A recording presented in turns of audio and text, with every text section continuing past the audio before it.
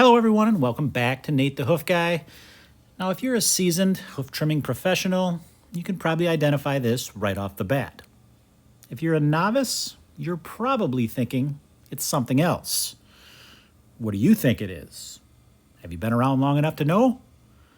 Well, this first swipe of the knife is going to eliminate one of those potential possibilities. And the other is going to become more evident as well.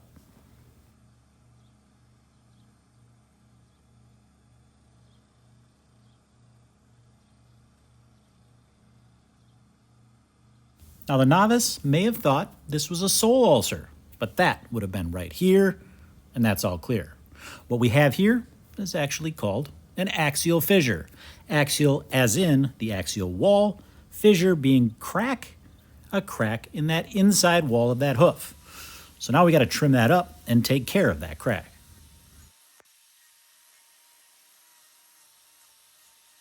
Now, as I trim this lateral claw, it might look like there's a problem there as well. But all this is a little bit of natural shedding. We've got some debris packed up behind that, so that's what you're looking at there. You'll see as we trim this down that all disappears.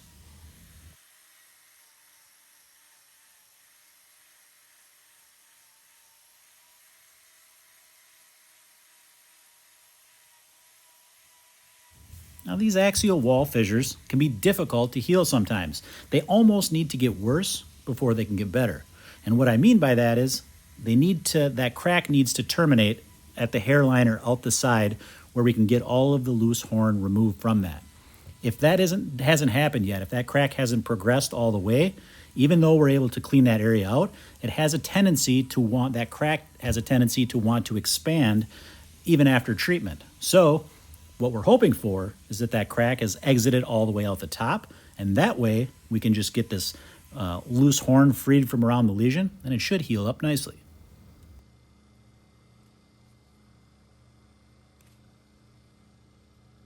This area I'm working on up above here, it might look like separation, but all this really is some heel horn erosion, and I'm cleaning up just the loose edges around that.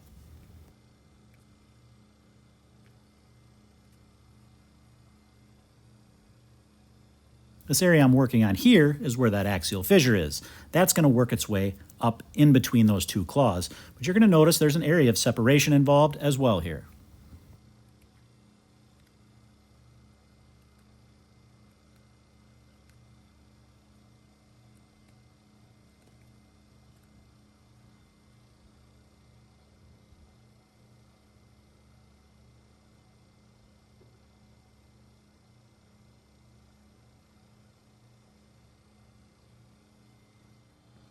Here you can get a good view of both the separation and that axial fissure down below.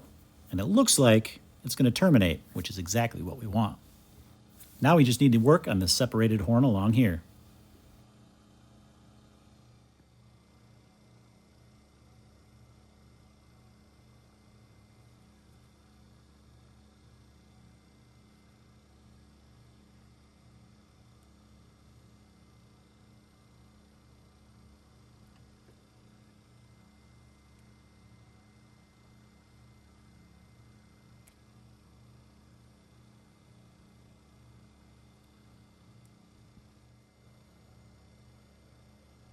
So what we're removing here is actually two different types of horn. We've got the solar horn that obviously lays along the bottom of the foot, and then we're getting into that axial wall horn that extends up on the inside there. That lays perpendicular to that solar horn.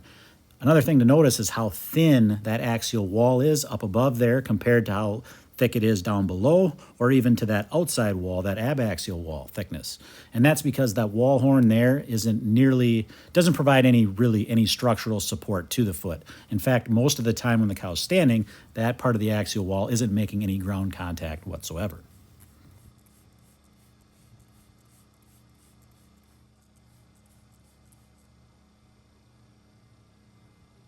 You can probably tell based on the location of these that they're not the easiest to work on either, let alone try to film and work on.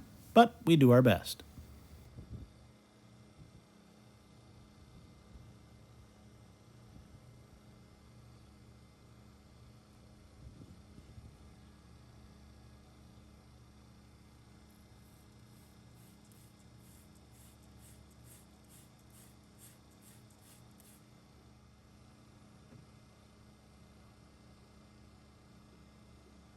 There's two good things with this particular lesion. Number one, it has terminated, worked its way out the side there, which is exactly what I was hoping for.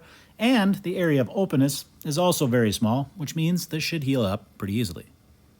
Oh yeah, I forgot to mention in the intro, I saw something on this particular day of trimming that I have not seen in any of my years on dairy farms my entire life. You get to see that at the end of this video. But first, let's get this claw prepped and get a block on it.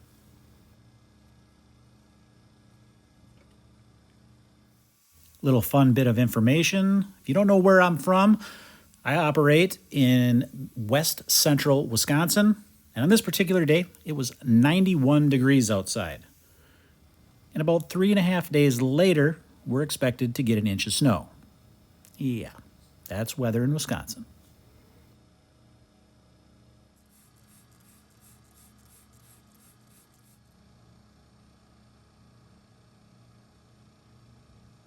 So now we'll get this foot wrapped up, we'll let her go back to her pen, and then I'm going to show you what I did not plan on seeing on this day of trimming.